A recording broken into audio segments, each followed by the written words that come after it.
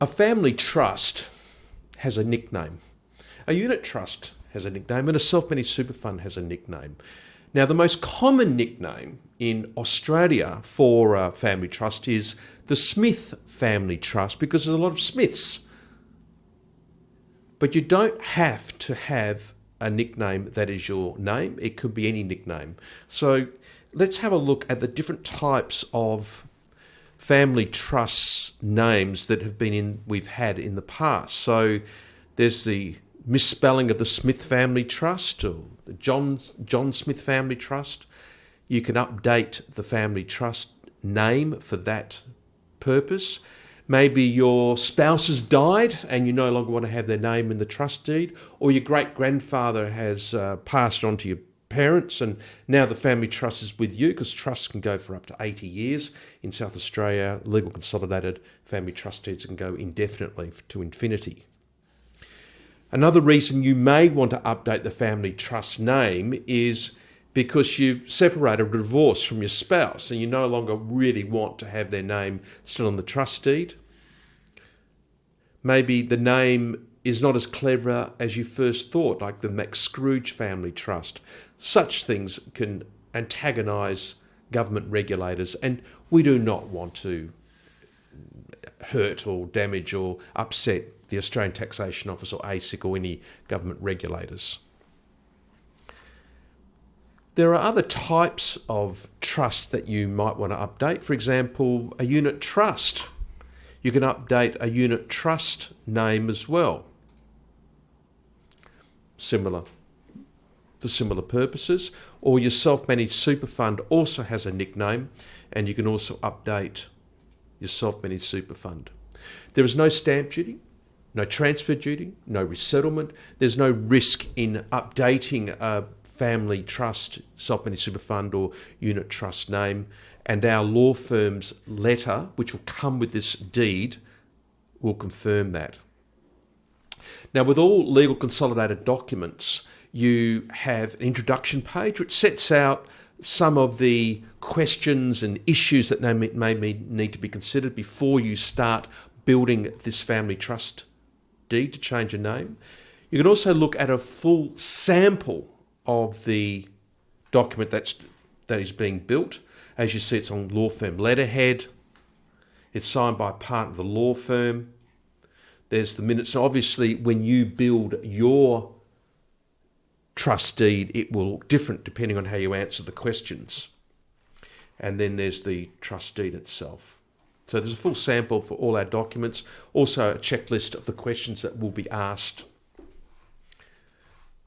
I'm ready. I'm going to start building a deed of variation to change the name of your family trust. Now, with all documents you build on Legal Consolidated, we keep the data and the finished documents forever.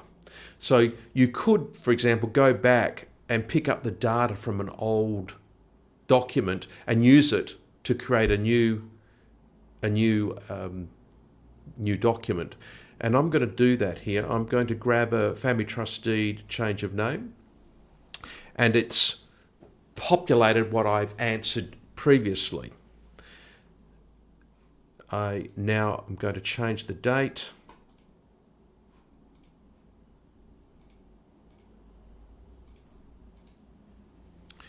I'm looking at that. Now, I don't know the name of my family trust.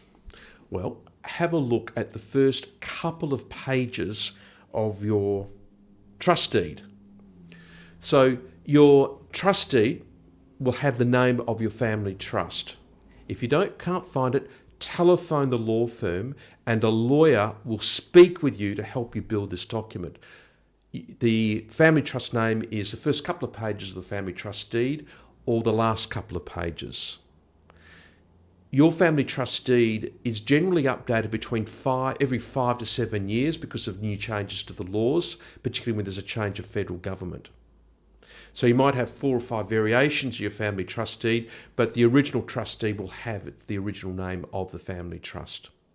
If you're unsure, just telephone us.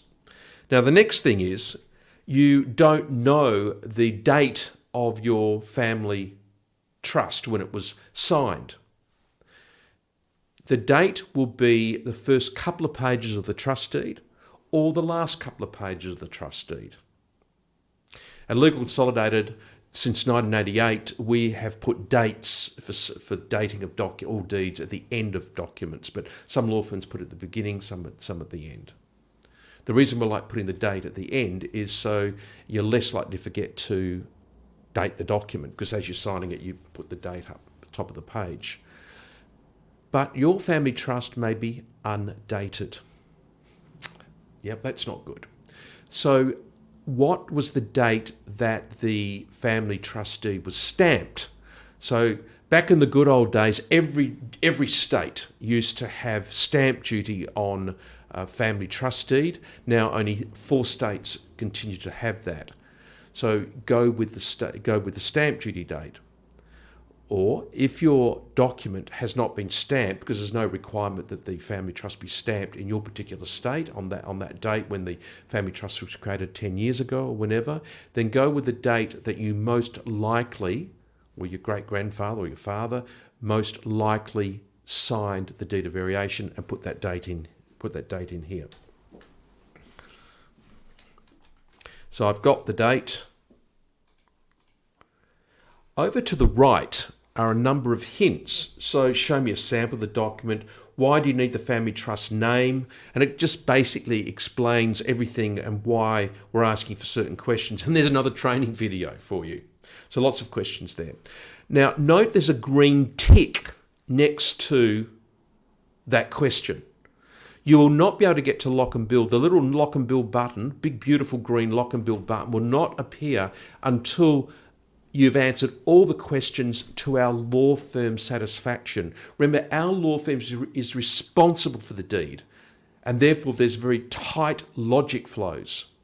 Now, I'm going to press next. If I press next and get to the next question, then I've got the proper answer, or the answer to satisfy our logic flow.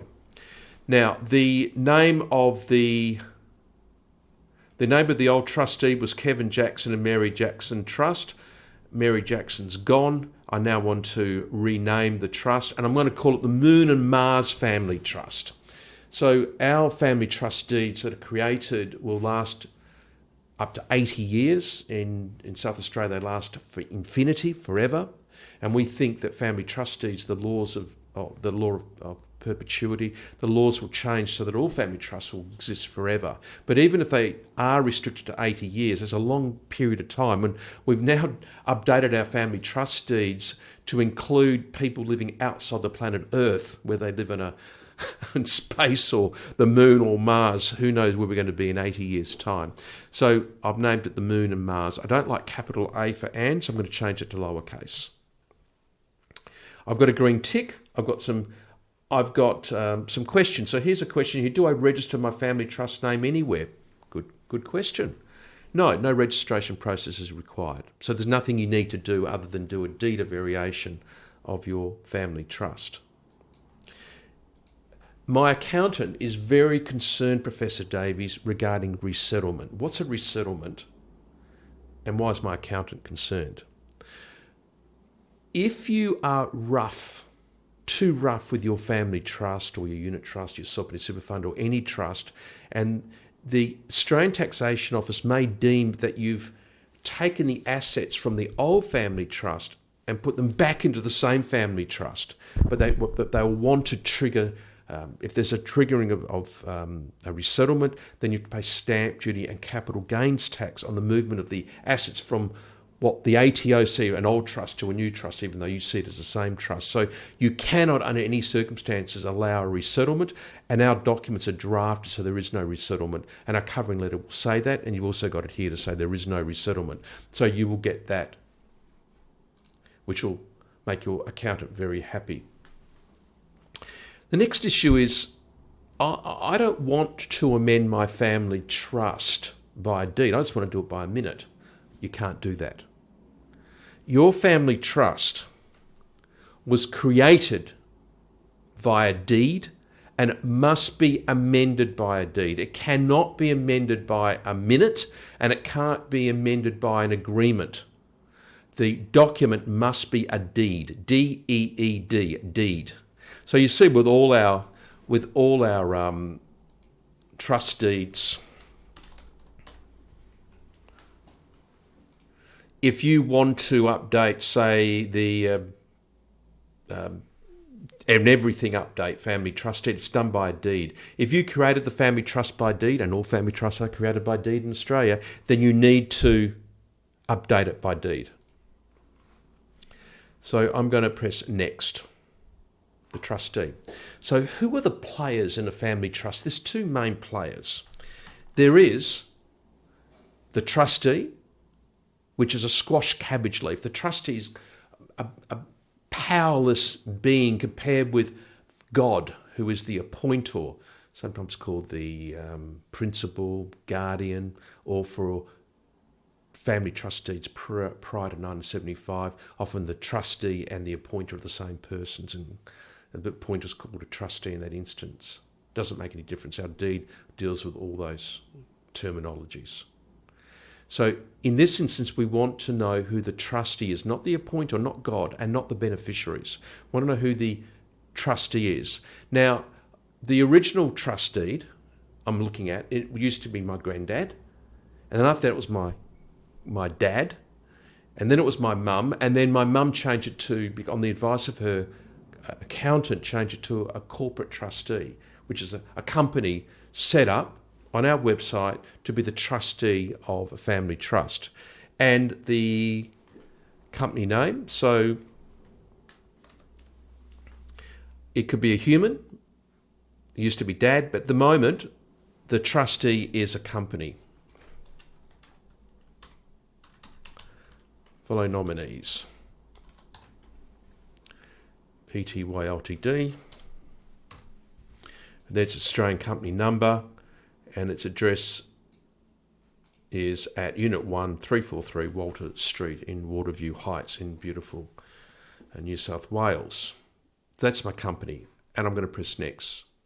If you can't find the company because you've got too many variations, just telephone the law firm for free. We'll give you free advice, legal advice on how to build this document. Now I need the appointer. So I've got the trustee as a squash cabbage leaf of very little power, and I've now got God. And God is Colin Jeffries is the appointer, and his wife is Muriel Jeffries. They are the appointer. Oh, Professor Davies, for asset protection, shouldn't the appointer just be the wife because the husband's at high risk? No. Under most family trust deeds, including Legal Consolidated's family trust deeds, if the appointer gets into trouble, like dies, becomes of unsound mind, gets sued or goes bankrupt, then it's removed. The appointer's removed. So you can have the at-risk person, if you're following an asset protection strategy of a man of straw, woman of substance, you can have both the man of straw and the woman of substance as appointers, obviously as co-appointers. Obviously, the backup appointers will be your children or whoever you want to be the backup appointers. That's for another day.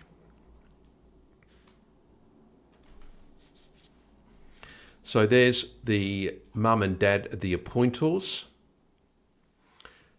What about future appointers? Well, no, we don't need those. We're just trying to identify the family trust deed so we can just change the name of the family trust deed. We're not updating the appointers or trustees. We're just changing the name of the family trust deed.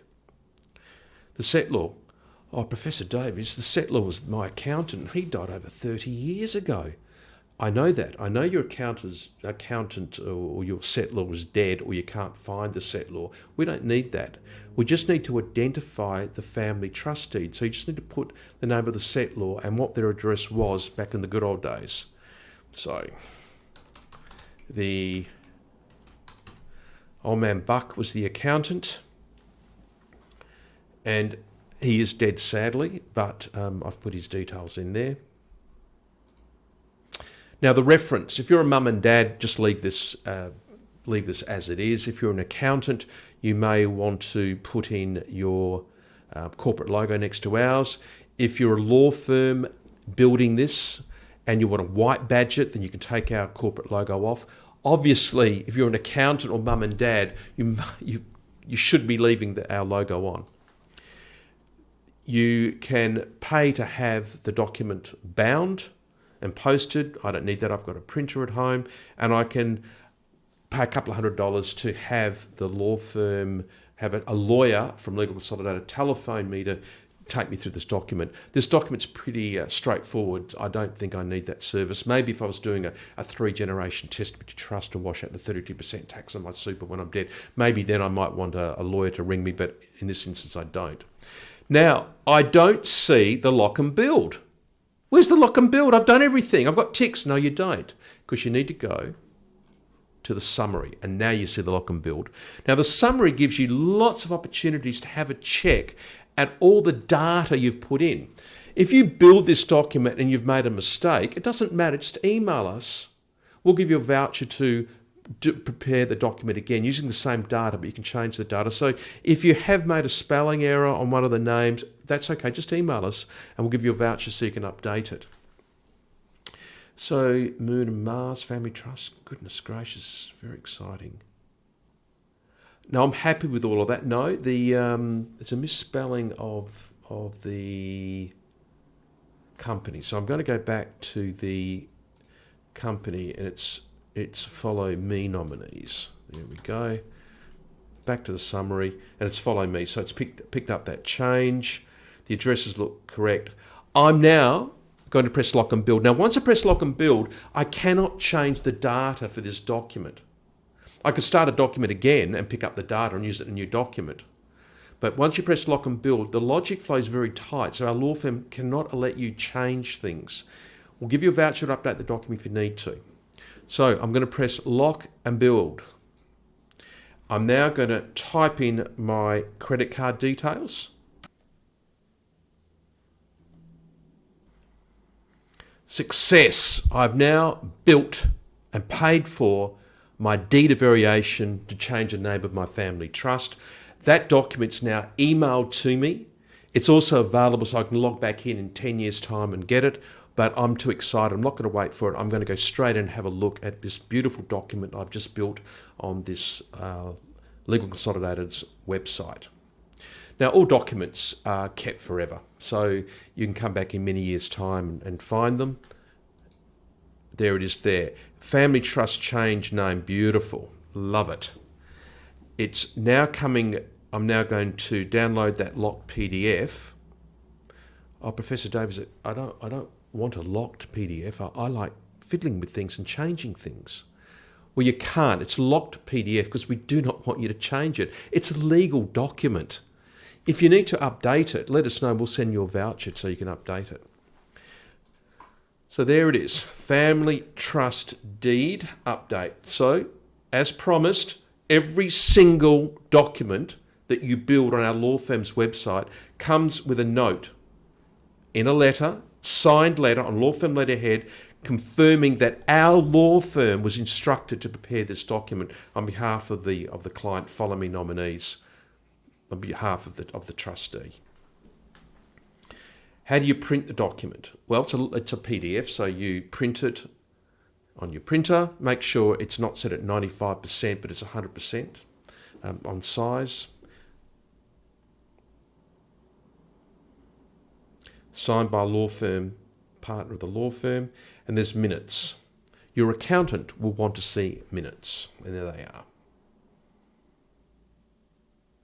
This will authorise. This will authorise the persons to sign, the trustee to sign the deed of variation. And there's the deed. So this is a deed.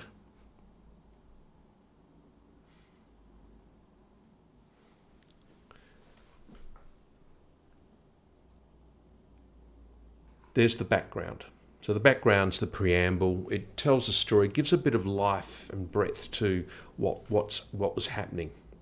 The property has not, the family trust has not vested. Very important that you have sign off by a law firm on law firm letterhead to confirm there's no resettlement.